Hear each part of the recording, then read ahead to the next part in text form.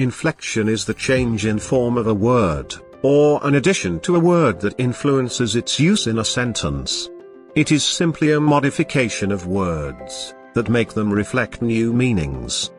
For example, when the verb to be is inflected to reflect the second person, the verb form changes from be to are being the inflected form of the verb to be. Inflection is the process of applying grammatical properties to a word that makes it correspond to the contexts in which it appears. Like the example given earlier, the verb form be is changed to are to correspond with the second person plural subject. Inflections are necessary as they are crucial to grammaticality in sentences. Take for instance, I is a boy's. The sentence above is neither grammatical, nor does it make sense. The reason is because the forms of the words do not agree with each other, they do not reflect the relationship that should exist between them in the context of their co-occurrence. Hence, with the proper application of inflection, it would read thus, I am a boy. The subject being singular makes it a prerequisite for the accompanying verb to be in singular form, as well as reflect the person of the subject first person. Not only that but also, the predicative noun phrase a boy, not a boy's is necessary because as a description of the subject, it must correspond with the number of the subject which is singular. Inflections, contrary to what many believe, is not limited to verbs alone. In fact, nouns, pronouns, and adjectives can also be inflected. Hence, there are two forms of inflection, namely, conjugation and declension. Conjugation is a form of inflection that affects verbs only. It is the inflection of verb forms to reflect person, tense, and number. Just as the example given above, I am a boy. The verb form, am rightfully corresponds with the first person singular pronoun I, reflecting the tense of the declaration, present, as per the demands of subject-verb agreement principles. Other examples include, he was here. They live downtown. It has been raining. It is just an inflection. Declension, in slight contrast, is the inflection of nouns, pronouns, and adjectives.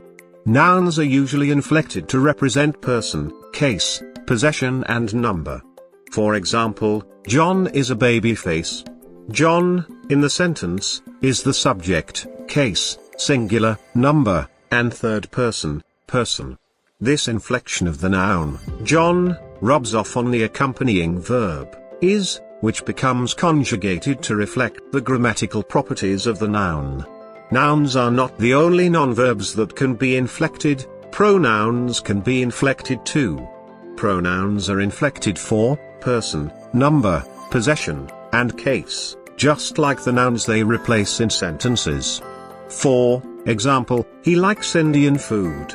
He is a third-person singular masculine pronoun, which is also a subject. It is the inflectional properties of the subject that determines the conjugation of the accompanying verb, likes. To illustrate examples in the object positions, he gave his to him.